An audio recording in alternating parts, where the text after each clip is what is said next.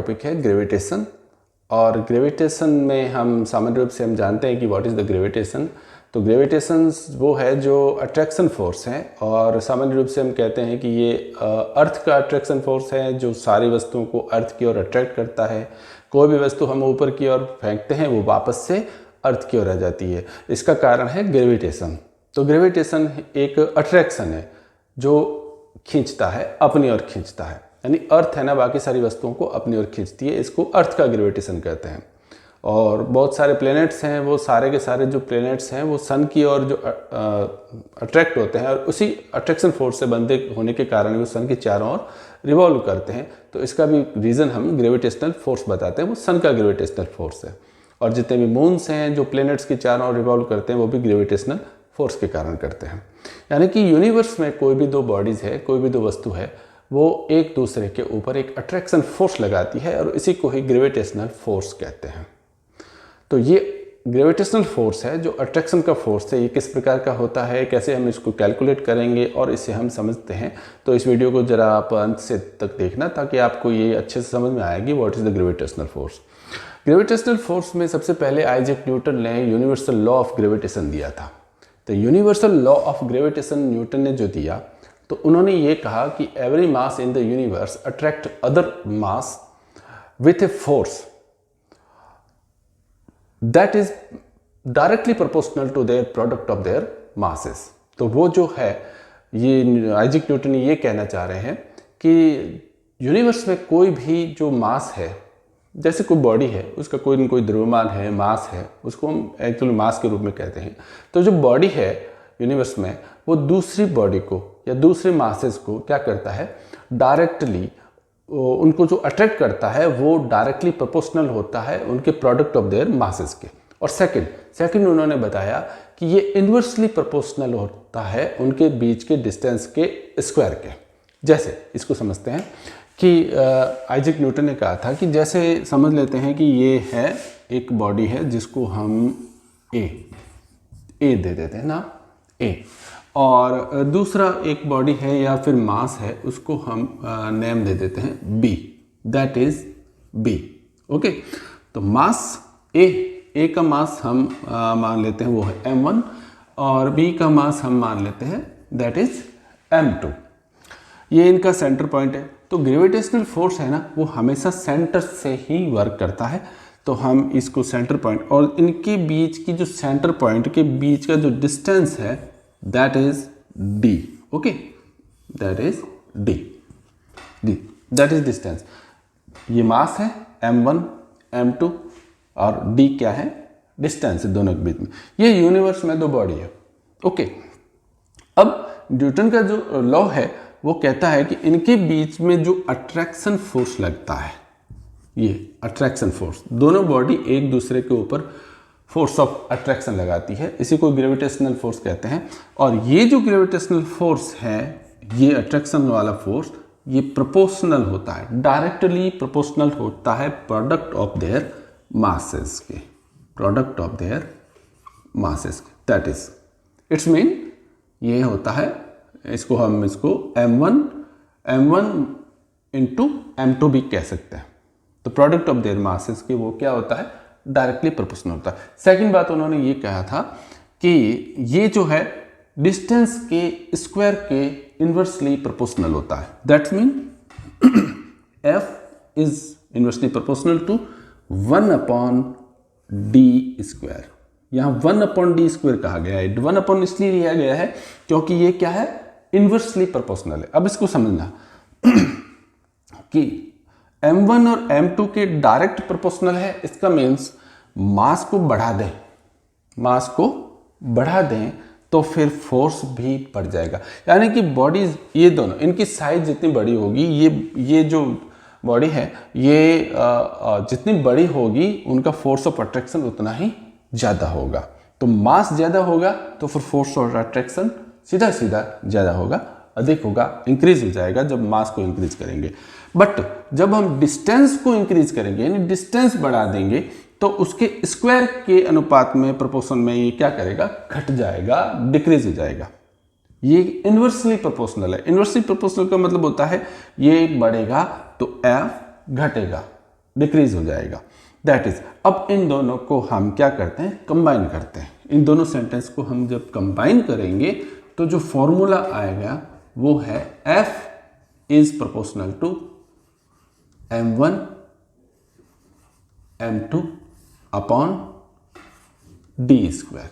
That is F is proportional to m1 m2 upon d square. ये कहना चाह रहे थे, और यही लॉ है हमारा universal law of gravitation. Universal law of gravitation कहता है कि the force is directly proportional to their masses and inversely proportional to square of their distance. ठीक है, ओके। अब इसी अब हम ये प्रोपोर्शनल का अगर हम ये हटा देते हैं और f को डायरेक्टली हम कैलकुलेट करते हैं तो f इजिकल टू, f कितना होगा, then f is equal to g mm, ये m1 m2 ले लेते हैं इसको, upon d square. That is g क्या है, g एक ग्रेविटेशनल कांस्टेंट है। g is the gravitational constant and g की जो वैल्यू है वो है 1.65 इंटू 10 की पावर माइनस 11। 1.65 इंटू 10 की power minus 11, that is g की वैल्यू। ये फिक्स है। यूनिवर्स में आप कहीं भी किसी भी दो बॉडीज के बीच में ग्रेविटेशनल फोर्स लगेगा, यहां पर g जब कैलकुलेट करना हो तो g की यही वैल्यू रहेगी चाहे कहीं भी जाएं हम। ओके, ये g है, इसको ग्रेविटेशनल कांस्टेंट कहते हैं।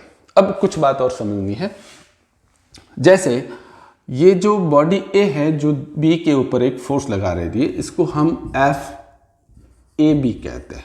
ओके, और B के द्वारा A पर जो फोर्स लग रहा है उसको हम FBA कहते हैं।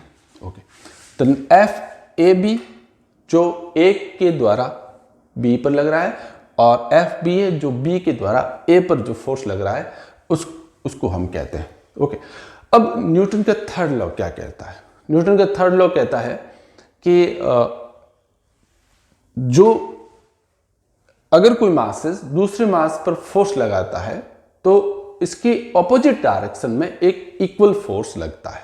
ये न्यूटन का थर्ड लॉ कहता है ना। तो दो वस्तुओं के बीच में लगने वाला फोर्स ऑपोजिट होगा और इक्वल होगा, ये न्यूटन का थर्ड लॉ कहता है। तो इसके अकॉर्डिंग हम देखते हैं कि जो ये FAB है that is equal to FBA and it is direction में ये क्या होगा, ये एक दूसरे के अपोजिट होगा। ये कहता है न्यूटन का थर्ड लॉ। इट्स मीन, इसका मतलब क्या हुआ? इसका मतलब इन दोनों के बीच में लगने वाला जो ग्रेविटेशनल फोर्स है वो सेम है। उसका कैलकुलेशन हम इस जो फॉर्मूला है इस फॉर्मूला से करेंगे, FGmm अपॉन d स्क्वायर, और यह दोनों के बीच में सेम रहता है।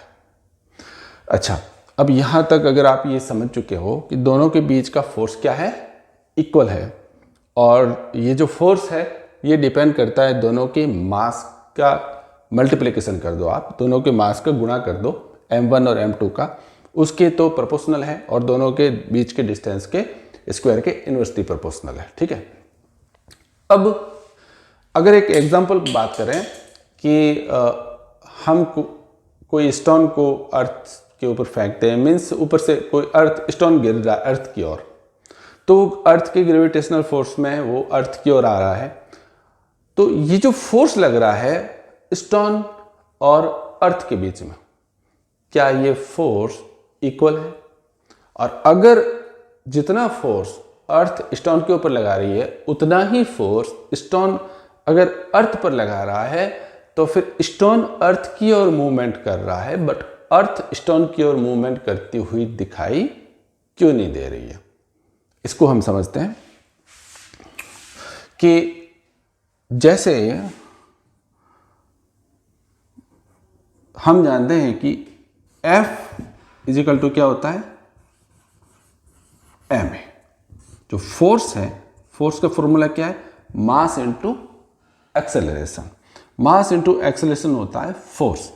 और अगर हम स्टोन पर लगने वाले फोर्स की बात करें, स्टोन पर फोर्स लगने वाले बात करें, तो ये जो फोर्स है और ये ग्रेविटेशनल फोर्स है, ये दोनों फिर इक्वल होंगे, तो इक्वल होंगे तो फिर हम इसको ऐसे लिख सकते हैं M A is equal to G M M upon R square. अब यहाँ पे मैंने आर स्क्वायर वर्ड लिया है, तो आर क्या है, आर है अर्थ की रेडियस, ठीक है, और कैपिटल एम है अर्थ का मास, और स्मॉल, और यहाँ पर ए की जगह मैं इस एक्सेलरेशन की जगह क्या ले लेता हूँ, जी, और जी क्या है, जी है ग्रेविटेशनल एक्सेलरेशन, दोनों एक ही है।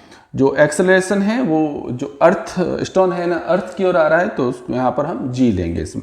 यहाँ पर जो स्टोन का मास है वो तो कट हो गया, देन जी है वो क्या हो गया, ये G M upon R square, और इसे हम अगर कैलकुलेट करेंगे जहाँ पर हम अर्थ का मास और अर्थ की रेडियस की वैल्यू रखते हैं, तो इसकी कैलकुलेशन आती है 9.8 मीटर पर सेकेंड स्क्वायर, दैट इज तो स्टोन जो है वो अर्थ की ओर 9.8 मीटर पर सेकेंड की स्पीड से अर्थ की ओर आ रहा है।